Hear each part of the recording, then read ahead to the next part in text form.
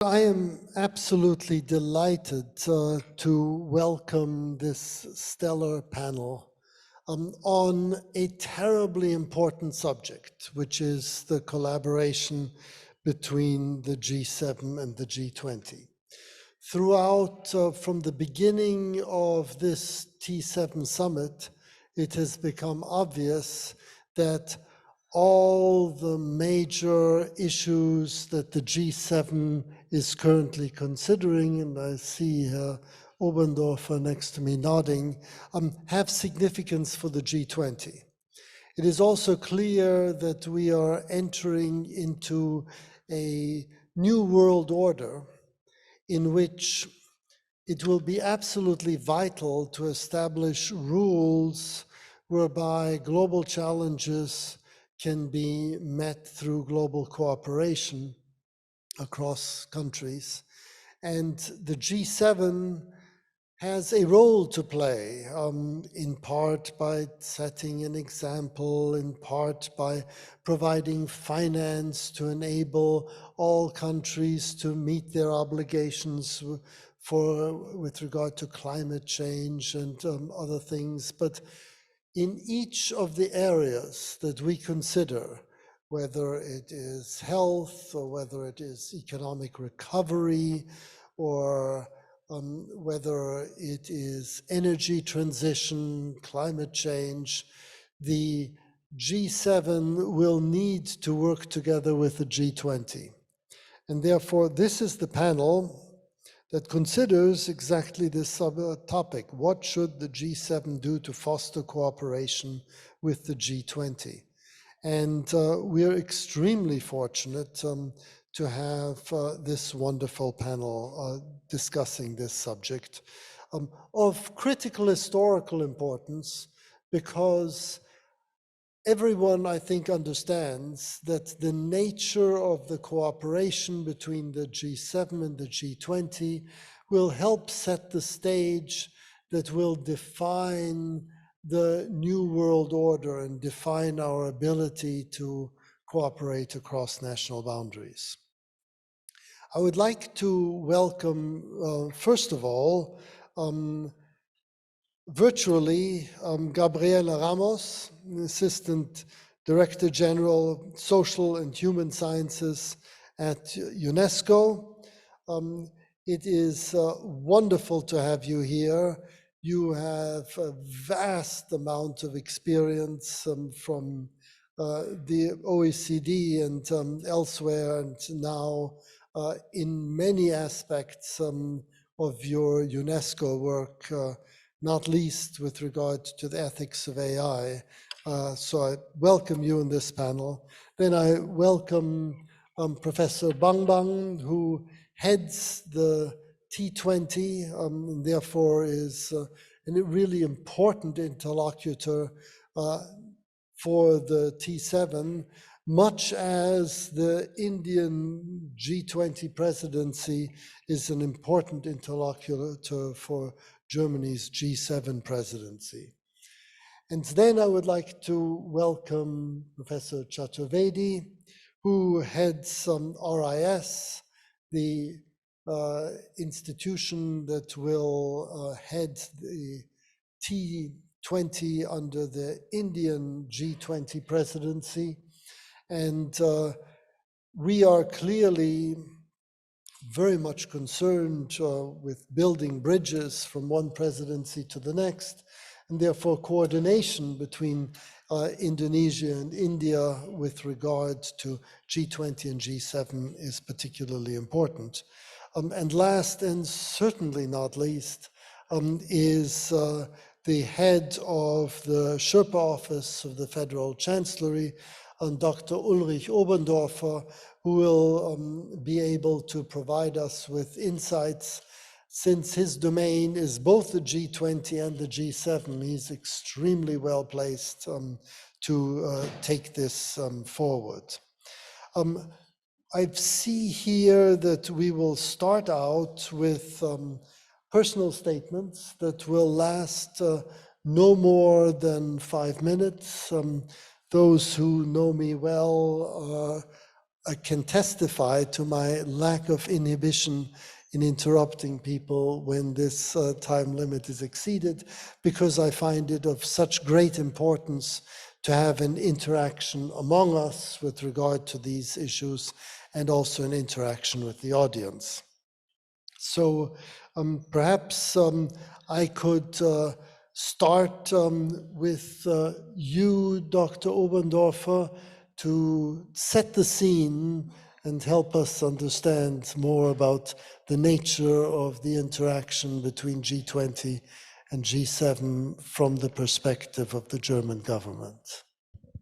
Yeah, thank you very much indeed, Professor Snower.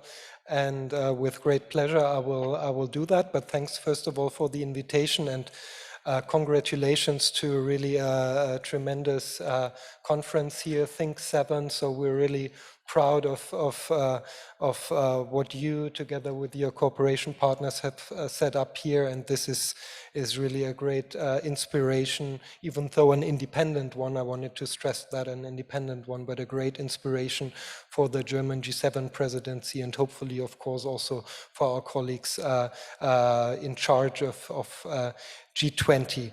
So having said that, I want to try to be brief, and perhaps even briefer than the 5 minutes you've kindly allocated.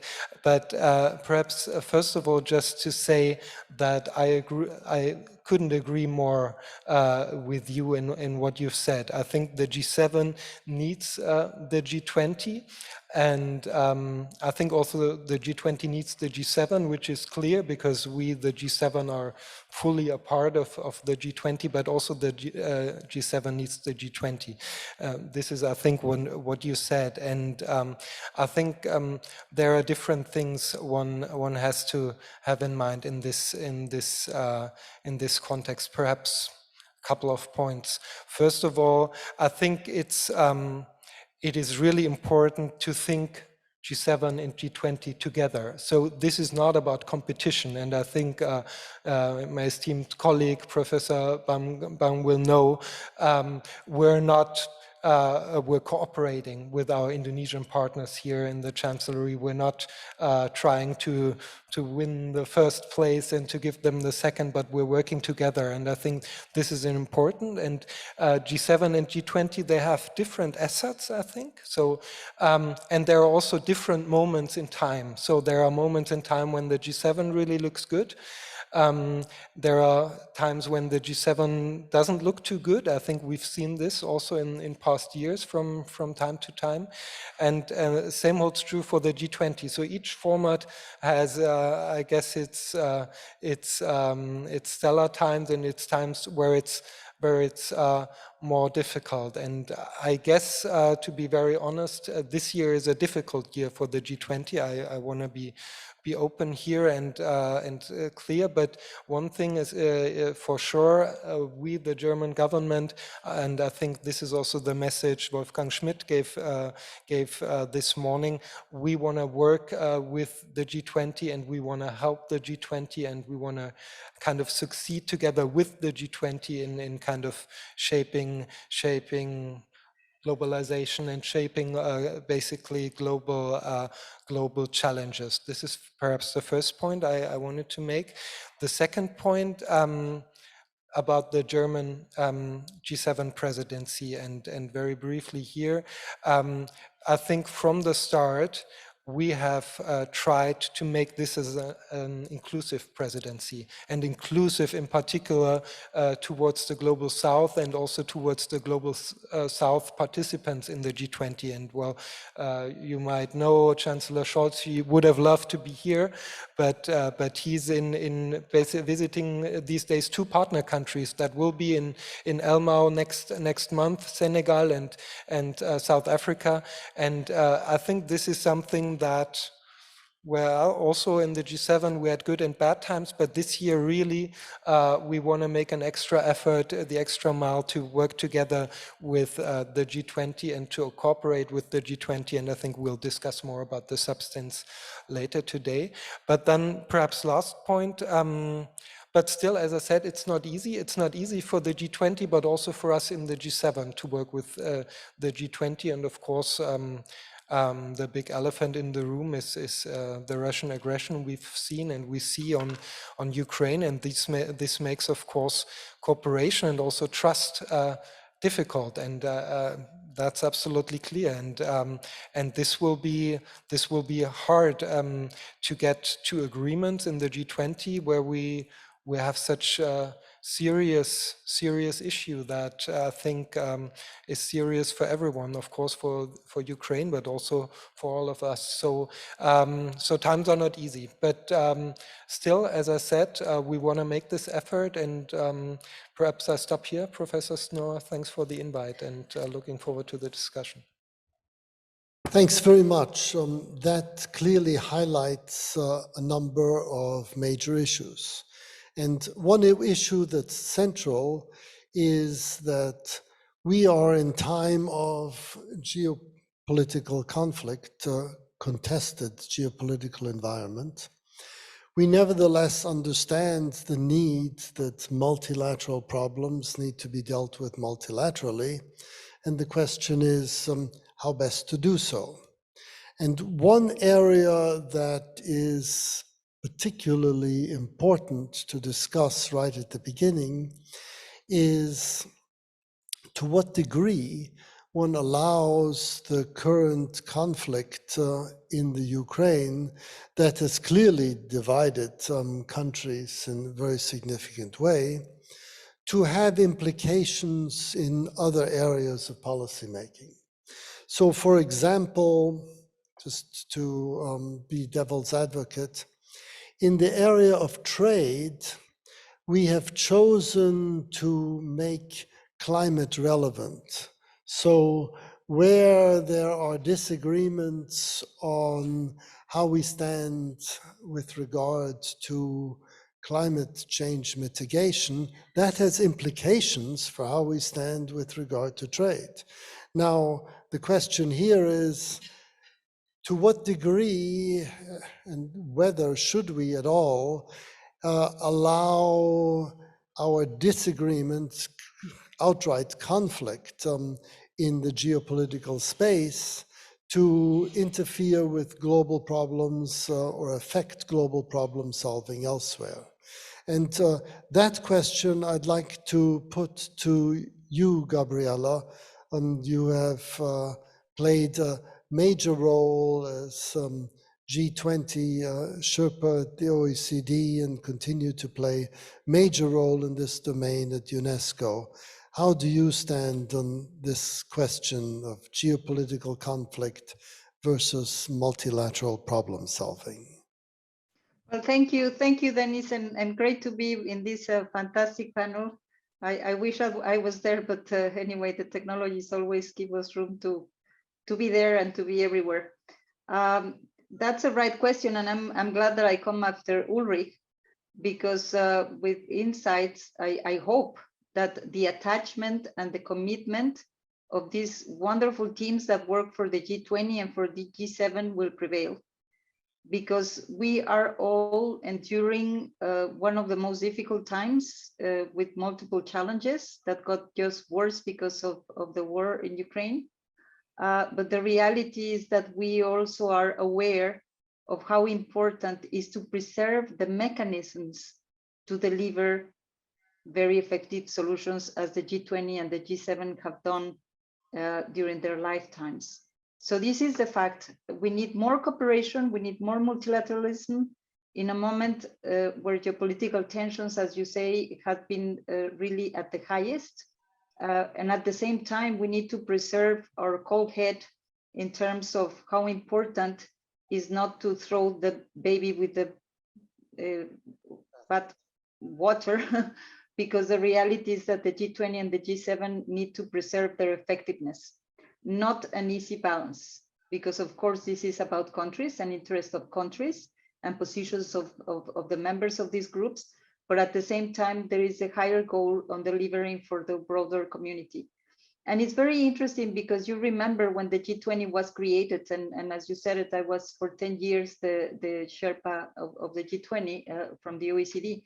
Everybody was saying that the G7 was dead, once the G20 took over with all the emerging economies, really addressing global challenges that could not be addressed without them at the table, everybody said the G7 has no value proposition. At the end, they were proven wrong, because the G7 has their own niche.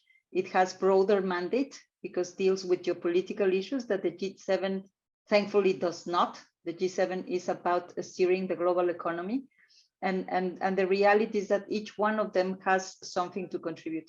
From my experience, what I have said is that when the G7 is at its best, is when it's ready to walk the talk, to get higher ambitions, and then to encourage leading by doing the G20 to do the same. It happened with the tax agenda in Locarno, where countries in the G7 decided that they were not going to wait for the rest of the world, they were going to move to automatic exchange of information, and this really paved the way for the G20 to take over more ambitious decisions.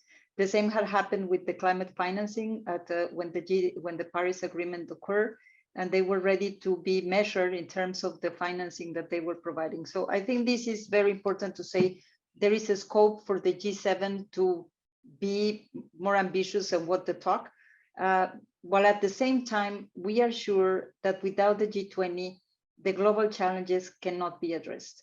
I think that this is what has been shown. We need to find a way to continue talking to each other, to continue, I would say, protecting the space to reach agreements on very important issues of the global agenda, while at the same time using the space to discuss the really current, very difficult challenges that we are confronting. I would say I'm optimistic because we just saw how Indonesia delivered on the facility for pandemic preparedness. It looks that we can continue reaching agreements on a merit-based regarding topics that are being addressed. But of course, we are not naive. We are not naive because the fact of confronting this terrible war has just colored every single area. From my perspective, first, of course, we all want the war to stop because at the end, the impact of the COVID pandemic, the challenges that we are confronting in terms of inequalities, the fact that we have 8 years to deliver on the SDGs, and we have moved backwards in terms of life expectancy, on gender equality, on inequalities, and the climate emergency. These are big issues that the G20 has contributed to address and needs to continue to address. So I hope that we move from this, we get this war over and move into the most important tasks that humanity is confronting. Thank you, Gabriela. Could I just ask, in terms of the question that I posed you, there is a conflict in the Ukraine. To what degree should that affect our ability to cooperate with regard to the big challenges that we face now on climate, on health, technological disruptions, cybersecurity, financial instability, indebtedness, energy transition, food security? These are all major issues that the Indonesian G20 presidency will be considering as well. To what degree should this conflict affect our cooperation in these areas? Well, Ulrich said it. You need trust to really get into the table and trust that you will put certain commitments that are difficult.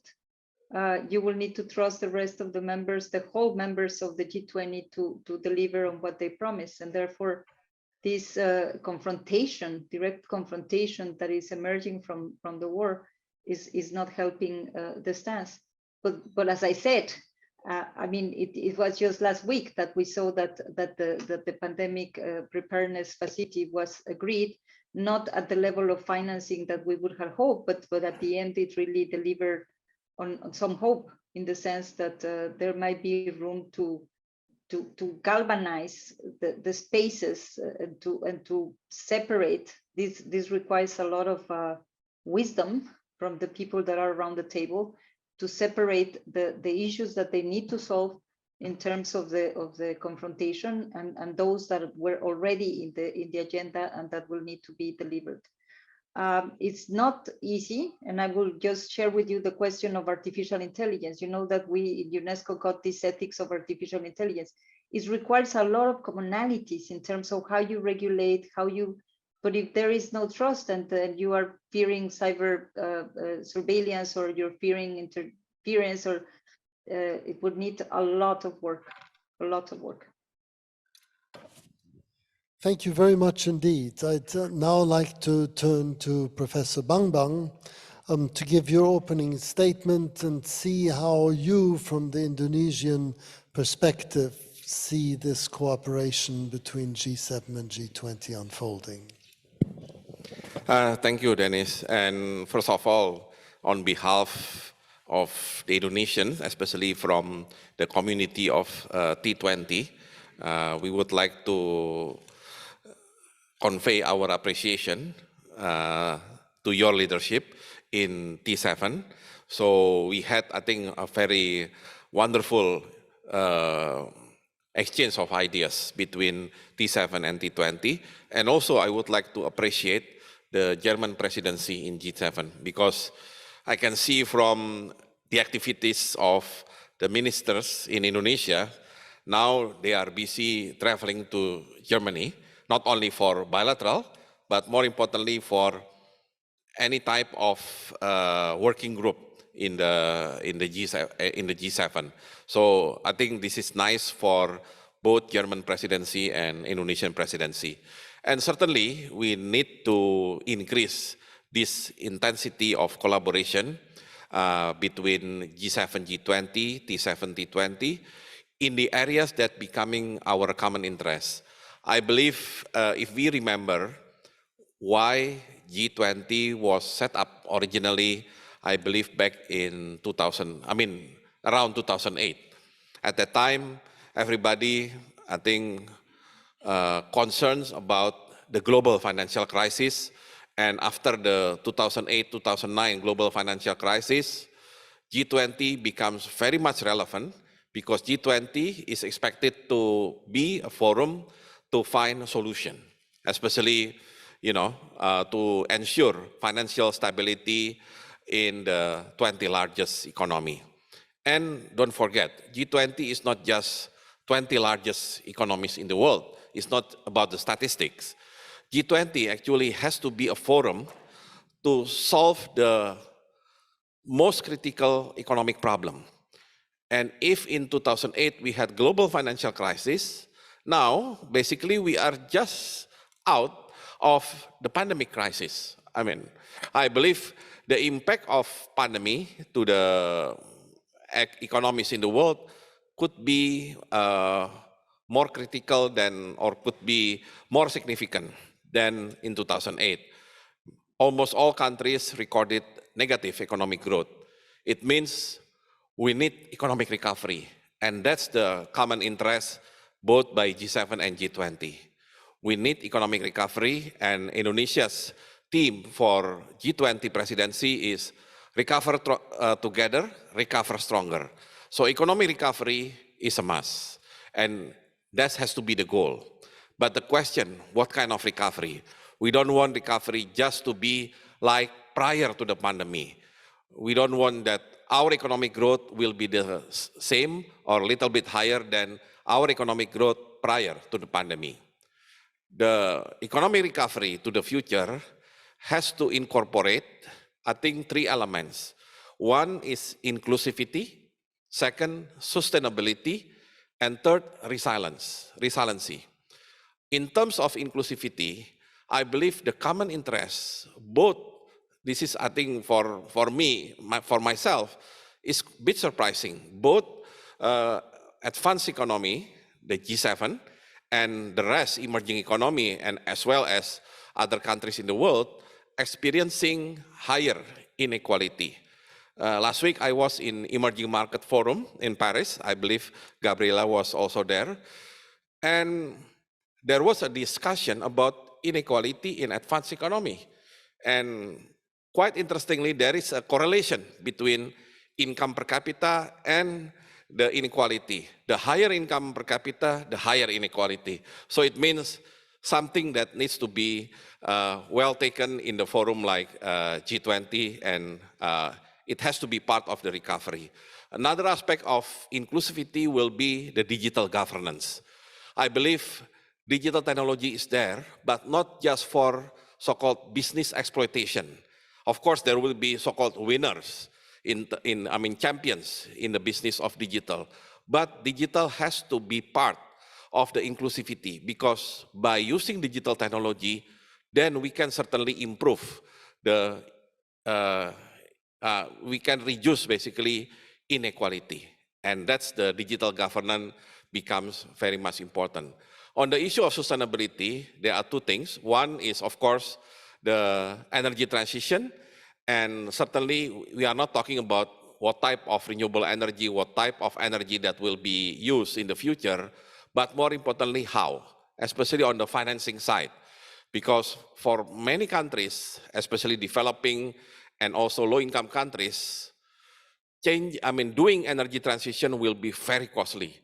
And that's the area in which both G7 and G20 needs to be the forum to find a solution for smooth energy transition. So at the end of the day, 2060, 2050, or 2070, we hope we will have the so-called global net zero emission. Another aspect of sustainability would be on the area of the economic growth itself. Now we are in the threat, in my opinion, of stagflation, stagnation and inflation. Inflation is already obvious everywhere in the world. And of course, the war and then the recovery process will have an impact of this higher inflation, because the inflation coming because of the disruption in the supply chain supply chain system. So again, G20 will be a good forum to deal with this potential stagflation. We don't want, after pandemic, we have to face stagflation. Last but not least, we are talking about resiliency. And when we are talking resiliency, global health resiliency has to be on the top of our agenda. We realize that we are not ready as human beings to face the COVID-19. And we never know about the future, what kind of virus that will attack us in the future.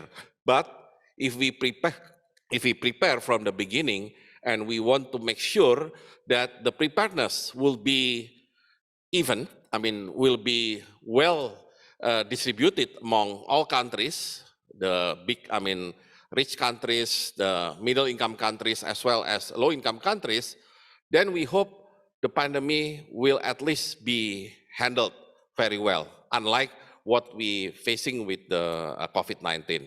And then don't forget, in terms of resiliency, we need also to pay attention to the food security. Are we still in the good position in terms of food security? We have talked about energy security through energy transition, but don't forget, food security is there, and food security can be affected either by climate change or either by disruption in supply chain, like what happened in the war between Russia and Ukraine. Suddenly, the wheat becomes, very expensive. Even in Indonesia, we are wheat importers, and we have to pay higher for the imported wheat. And then suddenly, the Indonesian that usually eat rice has to pay higher for bread, which is not our staple food. So it means that it's not affecting only countries in Europe or countries that related to those war active country, but more importantly, it will affect global supply chain. And of course, at the end of the day, it will create high inflation and possibly the stagflation. So maybe, Dennis, those are the areas that becoming the common interest between the G7 and G20. Thank you very much for this great overview of the big challenges ahead. I think we can all appreciate the depth of knowledge from which all of this came, Bang was a previous finance minister in Indonesia, and therefore this combination of policy together with think tank is amply embodied. I'd now like to turn to Professor Chaturvedi. This morning we heard an interesting discussion with the head of the German Federal Chancellery on how to frame the current geopolitical conflict in a way as not to make it destructive to global cooperation. India has its own perspective on the geopolitical conflict, and therefore will have its own perspective on what the narrative is that should bring us together. One thing that was decided that Minister Wolfgang Schmidt emphasized, that this is not a conflict between the West and the rest, because that would bring the G7 into immediate difficulties with the G20. But he suggested that it could be formulated, articulated as a conflict between those that adhere to the rule of law in international relations versus those who believe that might makes right. I'm wondering, looking ahead from the Indian G20 from the Indonesian G20 presidency to the Indian, these issues of narrative will be important, and they will also determine which areas of the Indonesian agenda you will continue to adopt and which new ones you would bring on board. And perhaps against this background, you could give us your thoughts as to what lies ahead in the Indonesian G20 presidency. Thank you. Thanks, Dennis. Thanks for this panel. And I think a couple of issues are of great significance in terms of we identifying the priorities, but also in terms of how we take the narrative forward. In my view, I think a couple of issues are extremely important. When we talk of G7, G20 working together, and you very rightly reminded us from the morning in terms of how the countries that have similar value systems, commitment for rule of law, and the internationally agreed frameworks for action coming together on one platform. I think it is also important for us to take that narrative forward through the global institutions. Of late, we see these institutions have weakened for one or the other reason. And I think there again, I go back to Gabriela, who very rightly emphasized in terms of the importance of having hope, in terms of having the idea, though she mentioned in context of AI, but the question of ethics. So there are certain value systems which are important, and good that Ulrich reminded us of the idea of trust. So these are some of the elements which are going to hinge upon when we look for the institutional transformation that we require.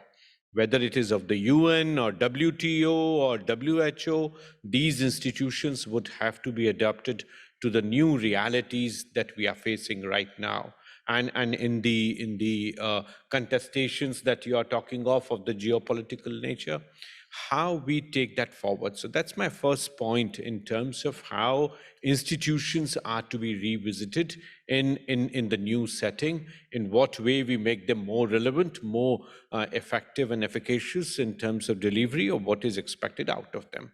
The second purpose is in terms of how we bring the alliances that are possible. So apart from institutions, if we need new alliances to come among the G7, G20 countries, but even with others. And as was quoted, a chancellor here has made some effort to bring in AU, has tried to bring in G20, current and the future presidencies together.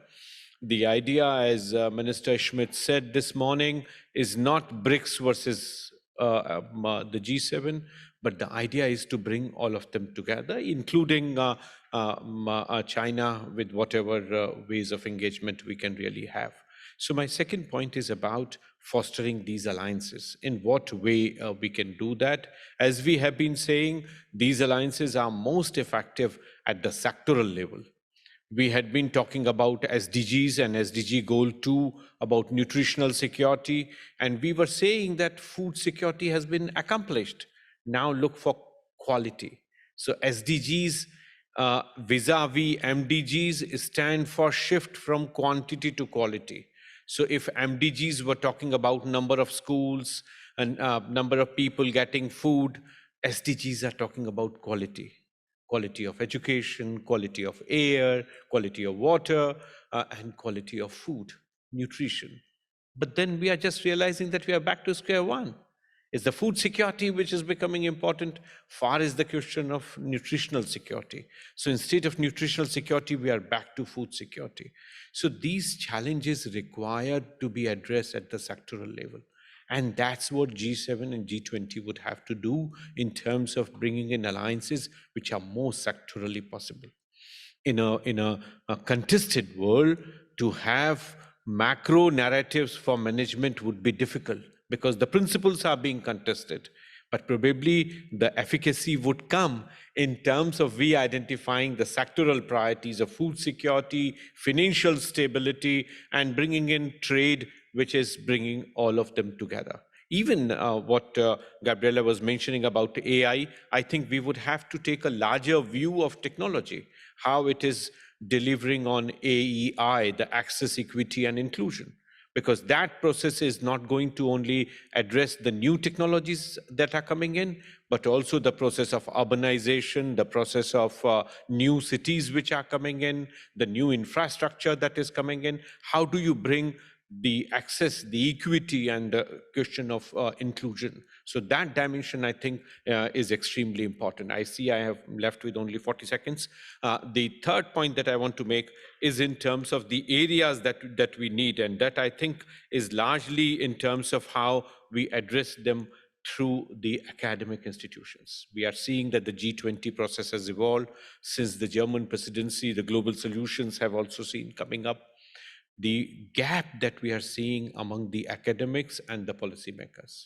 And this is huge gap. I think Professor Bang Bang is a clear sort of testimony to this transition from policymaker to academics and back to policy making and then to academics. I think it is important for us as a platform here to see how do we reduce this gap. Probably think tanks, research institutions are running too fast, or they are not giving solutions which people like Ulrich can use easily, or I don't know what is required to be done. Probably the processes of T20, the process, I do not know about T7, but certainly T20, can we reimagine them? Can we avoid becoming rhetoric in our processes, in our structures?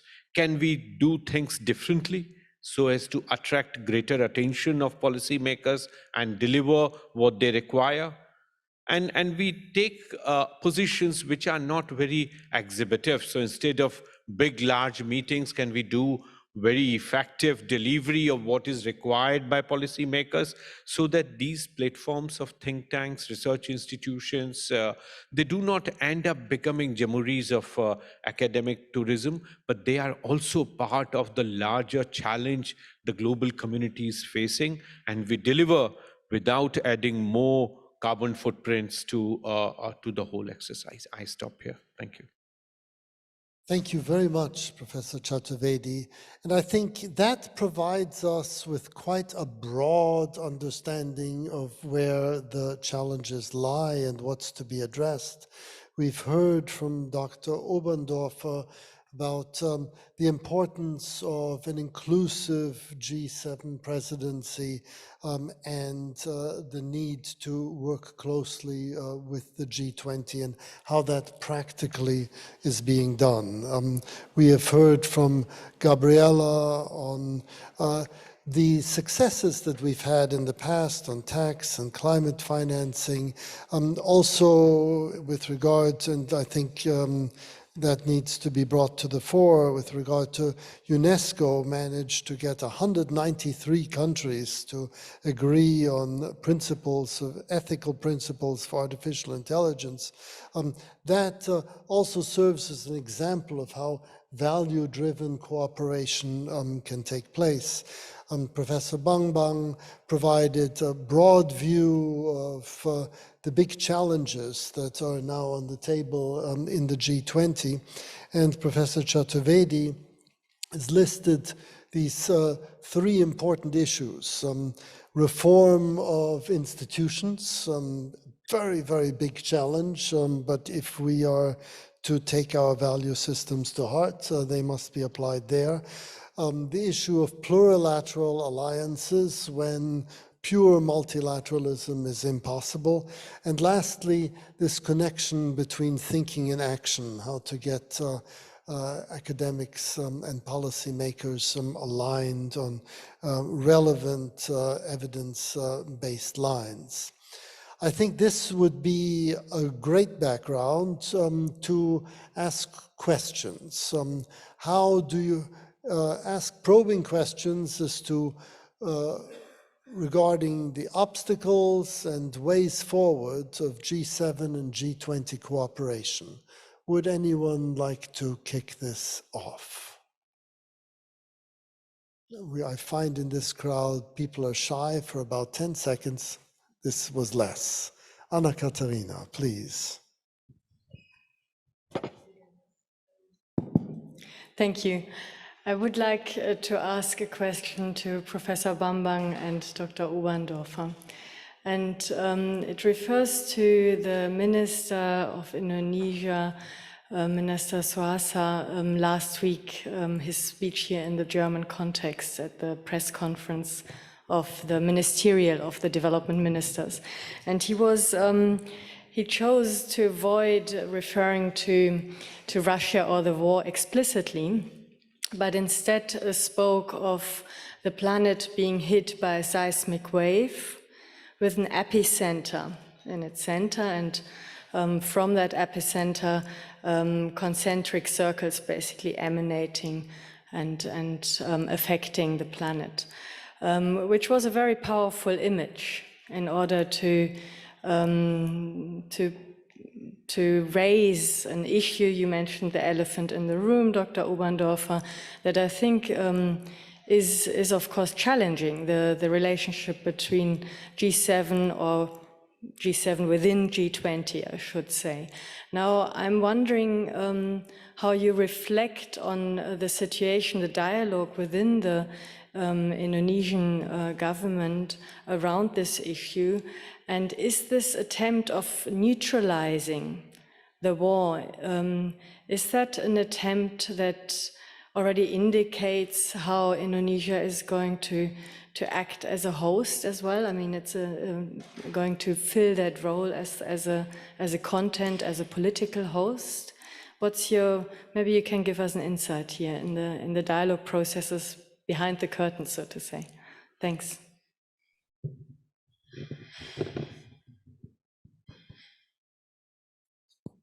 Yeah. Let me try to answer, or of course, I'm no longer in government, so I cannot say that I'm on behalf of government. But if we remember the G20, I think the mandate for G20, although it's not a binding, is to solve the global problem. And when you are talking about solving global problem, one thing that Indonesia has to do is to make sure the G20 is intact. We cannot afford to have G20 minus something, because then the mandate of G20 to be a global problem solver will not be fulfilled, because you might solve the problem, but maybe only partially. But in this case, of course, we have the ambition, when you are in the G20 presidency, trying to really solve the problem globally and at least accepted by concept by every member, not only in G20, but also every countries in the world. So the first thing Indonesian presidency is doing is to make sure that the G20 will still be the G20, and we don't want, of course, to be kind of failed G20 president because it's not G20, it's G something, you know. But our president, I believe, has been doing, I think, a lot of contacts with both parties in the war, and also President himself, I believe, a week or 2 weeks ago, went to US-ASEAN meeting held in Washington, D.C. And of course, in that meeting, including the bilateral meeting with the US, of course, President conveyed at least his invitation to Joe Biden to attend the G20 summit in Bali. President of Ukraine, you know, I mean, to participate as well in the G20 meeting or G20 summit, and of course to Russian. So in this case, Indonesia is trying to be in position to keep G20 intact, and we fully understand that our problem, which is economic recovery, is a big problem. It's, for me as an economist, is even bigger than global financial crisis 2008. So it means for this kind of issues, we need all the power available in this world in order to solve the problem and getting back the economy to the normal one and having sustainable and inclusive and resilient recovery. And don't forget, if we have this issue of war, then what I mentioned at the last of my intervention is the food security. We don't want that suddenly every country experience high inflation, and at the same time, of course, when you have high inflation, the victim will be the lowest income group because their purchasing power will be, will be declined very significantly. So I think we need to make sure the economic recovery will be intact. Yeah. Thank you. I believe we only have a few more minutes before this session comes to an end. Is that right? About 7 minutes. Wonderful. In which case there is time for another question. I would like to delegate that to you, Sarah. If there is somebody from the chat or here online, you get to choose. No question from the chat, but I've seen questions in the back of the room. So maybe if you want to start. Johannes Ahlefeld, political advisor to the German Social Democrats in Parliament. Probably to Professor Chaturvedi. Are you concerned that in the context of the sanctions against Russia, in the context of Ukraine, the international financial system may be disrupted? There was the discussion and the proposal by Jeffrey Scott of seizing assets of the Russian Central Bank, which might be creating this, let's say, a precedent that could disrupt mutual trust in, let's say, the assets that are placed abroad. Second aspect, technology export controls have been imposed, and that may have a, let's say, secondary impact on technology transfers with other G20 members, I think. Are you concerned about that, or do you think it's no problem? Thanks.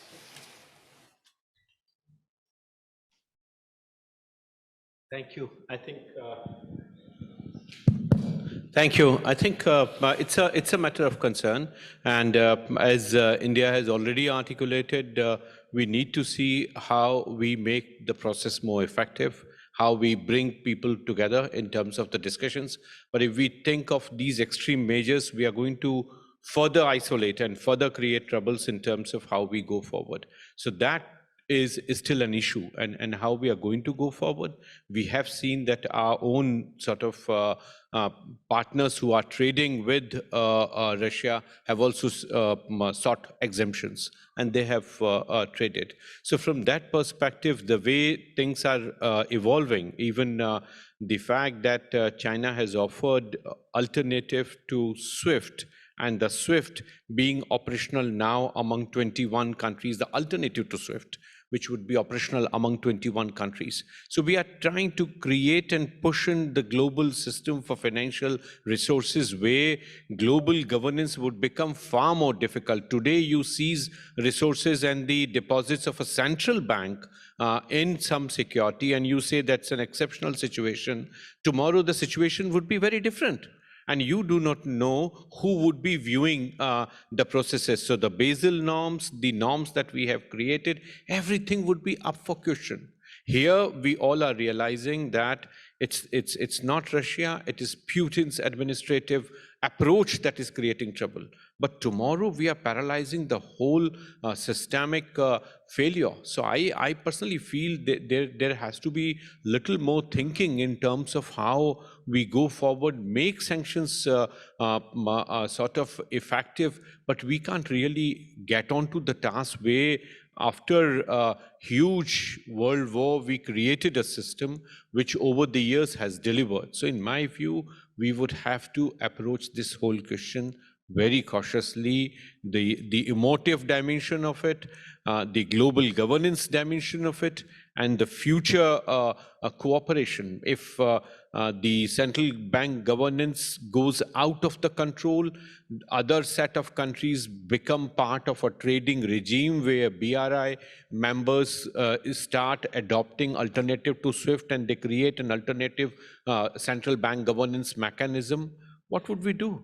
What kind of mechanism we take forward? So the German Chancellor's leadership, I think, is the most reconciliatory effort in terms of getting everyone along. Until that happens, we should not hesitate in terms of postponing such an action. I am all for it, but this is not the appropriate time. At this point, all efforts should be made to bring at least other actors on board. Thank you very much indeed. Could I say, because the time constraint is so tight, I will ask each of you to take a minute, maximum a minute and a half, to give us your summary of where you see the most productive area of cooperation between the G7 and the G20. And perhaps we could start with you, Dr. Oberndorfer. Thank you very much, Professor Snower. I'll try to be brief, but thanks for this great discussion. I really enjoyed it, and I think was really great input for our last weeks in advance of the G7 summit. Very briefly on what I basically took away. I think one on substance and one more on kind of the method. On substance, I think it was good. We discussed, first of all, we discussed fields where G7 and G20 now need to act as a response to this Russian war in Ukraine. And I think Professor Bambang made the case for food security. And I just wanted to say that we as the German presidency have set up a global alliance for to address this issue. And this is an alliance we set up with G7 partners, but that is intended to go beyond. And I think Indonesia is partnering with it and many other countries. So, and this is also a point on method. Those new alliances going beyond G7, using the strength of G7, as Gabriela put it in the start, G7 as a forceful first mover, basically, but then being inclusive and reaching out and taking up others to join. So those war effects, such as on food security, that are so crucial. This is key. But second point on substance, we're not allowed to forget kind of the general multilateral agenda that we, for instance, have set for our presidency before the war against Ukraine started. So climate, health, and we also discussed that. And also here I wanted to make a kind of a plea for what we're doing as a German G7 presidency. Wanted to mention the Climate Club we try to set up, and we try to set up with G7 partners, but that is also kind of something we work together very closely with India, for instance, with Indonesia, so partnering with partners beyond the G7 and providing assistance and kind of making sure that in the end, not only the G7, but the G20 or even beyond really moves ahead on climate action, which is so crucial. Yeah, the 1 minute is probably gone, Professor Noah. Thanks. So I stop here. Thanks so much for the great discussion. Thank you very much, Dr. Oberndorfer. If I could turn to you, Gabriela, could you summarize where you see the greatest potential of G7, G20 cooperation? Well, I feel that many of the comments have already been made, but we just need to realize in the very difficult situation in which we all are. And I feel that the more these two institutions base their debates and their exchanges on evidence, the more chances we have to deliver better for the world. I would say the climate emergency, the social emergency, the economic emergency, of course, ending the geopolitical problems, that's a must. But at the end, we should not forget that we are in an emergency. And therefore, this should be enough for both groups to bring the best of themselves as they have always done it in my experience. The digital, I mean, you have said it many times, Dennis, there are these global problems that cannot be solved by small groups. They really need to be inclusive in the way they handle, and that's why the G20, the G7, and the thinking groups are so important. But I would also like to say that we should not forget the very great challenge that we have in changing the development model and the growth model that we have followed. My greatest concern before the war was that because there were these offsprings of additional growth, of course, the hit had been so high that the revamping was high in many countries, and governments were feeling relaxed. We should not, because we cannot consider just GDP growth as the main source of our compass.